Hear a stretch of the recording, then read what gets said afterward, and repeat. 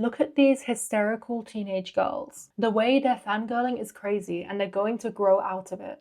These men are driven with community spirit. Football has a real sense of community around it. These women are just doing their job. Of course, she is supposed to help clean. Of course, she is supposed to help maintain the house. But this man is very hardworking. There is a cheeky double standard here, isn't there? Today's topic is why women's dominated spaces are typically more undermined and ridiculed than men's dominated spaces. Not only are we getting into the why, but we're also discussing the consequences of this. Hi, I'm Nina, and this is my channel where we discuss media through a psychology lens as a psychology student. Recently, my eyes have been opened by the "there's a man" trend. If you're unaware, people have been making videos to a sound from the 2001 thriller Mulholland Drive. Then I realize what it is.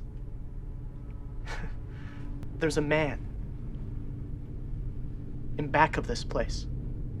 It's a very chilling audio, isn't it? A lot of these "there's a man" videos highlight gender double standards that we've likely all experienced. I never even noticed some of the patterns that these creators point out. But after watching these videos, something just clicks and you think, why have things always been this way? Why is this normalized? Then I realize what it is.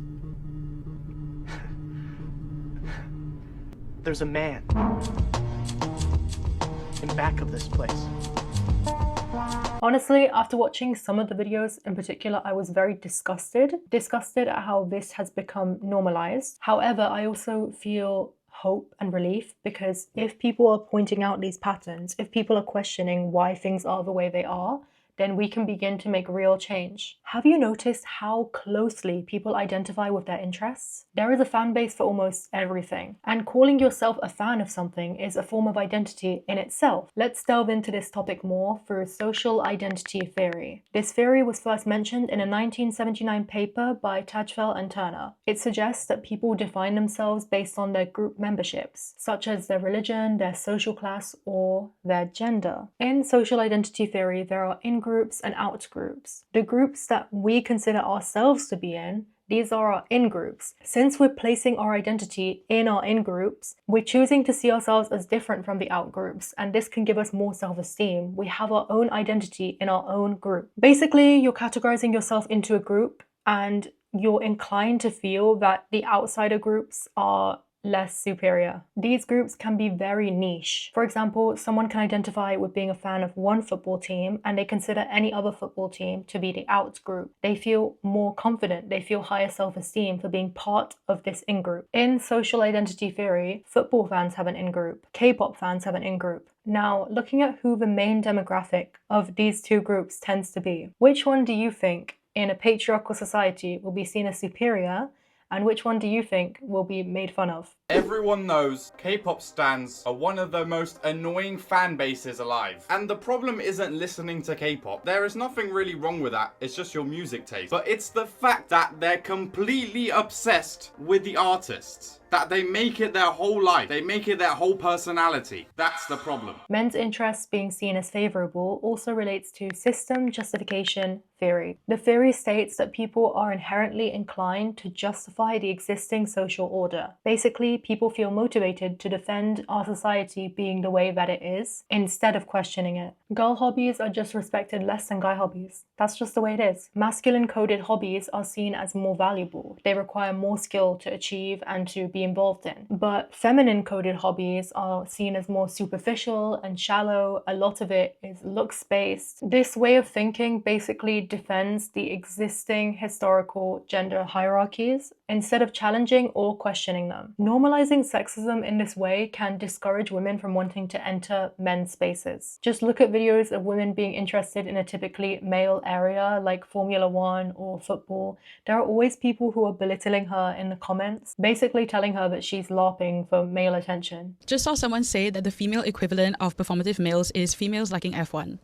To assume that we don't actually like the sport, the strategy, or watching cars go around the track is to erase the fact that women have been facing gatekeeping and misogyny in this space for just existing as fans. And he also compares us watching cars go around the track to us watching 22 men kick around a football on a field. This comparison does not hold up, because it is also a male-dominated sport where women are constantly dismissed as fake fans. So this stereotype repeats the same tired misogyny across all sports. Accessibility is not the same as performativity. Passion that grows when a sport becomes more visible is still real passion. So no, I would disagree that women being F1 fans is performative. It's more like resilience, showing up in spaces where we are constantly dismissed and faced with misogynistic comments just to prove that our voices belong in motorsports too. These comments are essentially reducing women to individuals who only want to cater to the male gaze. Can you see how insulting that is? They suggest that women don't have the capacity to understand or even care about sports or vehicles or anything traditionally masculine. An early record of this ideology was proposed by none other than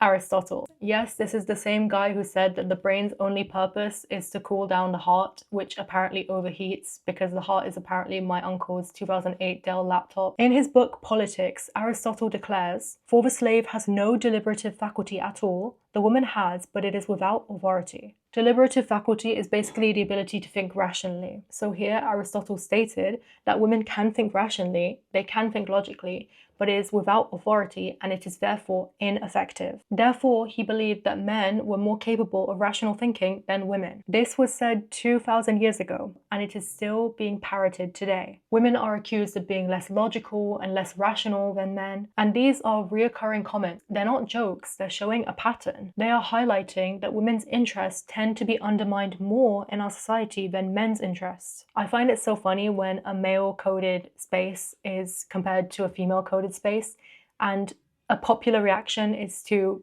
belittle the woman-coded space. For example, with football and K-pop, the male-coded football fan base may devalue and belittle the female-coded K-pop fan base because these women are shallow for watching beautiful men perform. But me, a dude watching beautiful men perform, is peak masculinity. It's important. You don't get it. It's a sport. There's an art to it. You have to study it. It's an area in itself. There are actually many similarities between footballers and K-pop idols. The die-hard fans, the competitiveness, the merchandising, the strict training programs, and even the inclination to undergo cosmetic procedures. I'm not the only one who's noticed these footballers becoming more baddie these days. I know you guys have seen it too.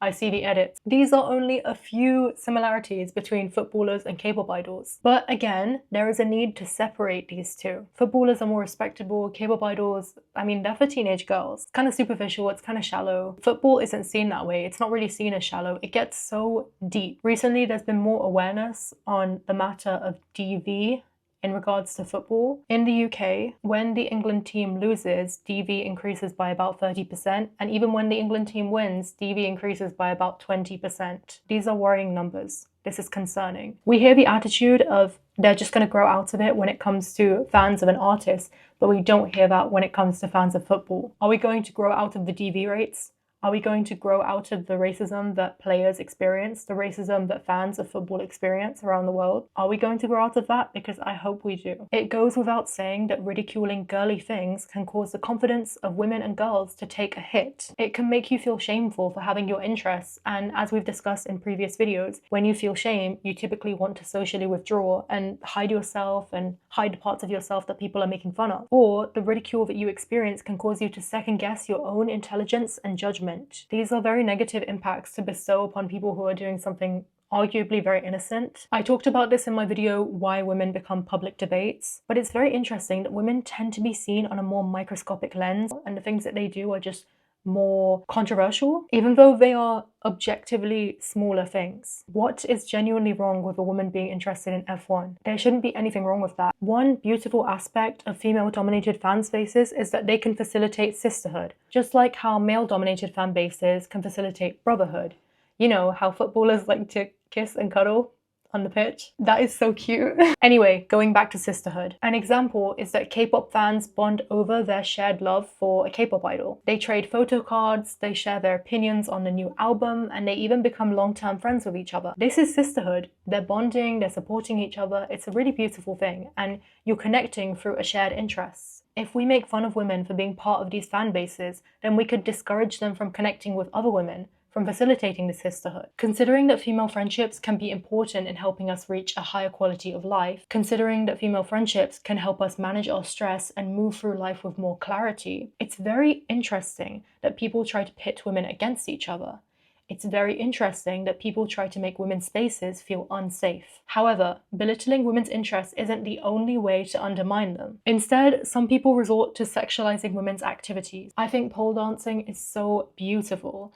It's truly an art, and you need a good amount of body control and strength to be able to do it well. I've taken classes and I find it so fun. I want to develop my core strength and my arm strength, yet I don't mention this interest of mine to other people. Because of the stigma surrounding pole dancing, I don't feel comfortable telling others that I enjoy it and that I take classes for it. I'm telling you guys right now, just in case someone relates so they can feel less alone. Regardless, I was looking into the origins of pole dancing, thinking that maybe it started off as something wholesome and then it was twisted into something more seductive. But unfortunately, pole dancing has almost always been sexualized. Aside from its earliest origins in China and India, where it was considered acrobatics and sometimes it was performed by men. Since the 90s, people have tried to remove the stigma surrounding pole dancing by giving it other names like pole art, pole fitness, but there is still a long way to go to reduce the sexualization of pole dancing. And it's not just pole dancing that is seen in this way. Yoga, Pilates, cosplaying,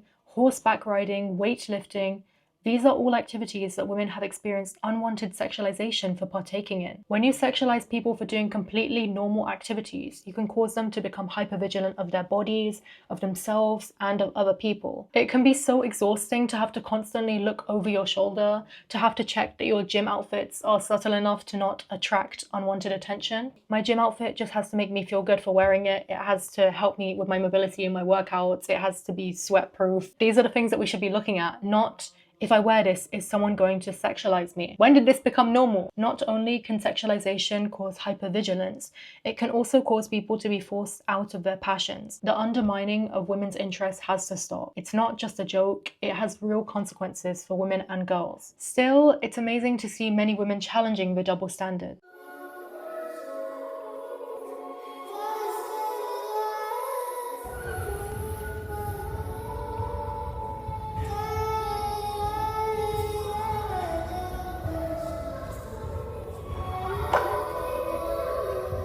Happen? Hello? Hey Ash, we have some exciting news for you. We just booked you a show with Netflix. Oh my god! That's what I like to see. You do not need to prove yourself. You don't need to memorize random facts about something to prove that you are a fan of it. Your interests are valid, your excitement is valid. Thank you for watching, and I'll see you next time.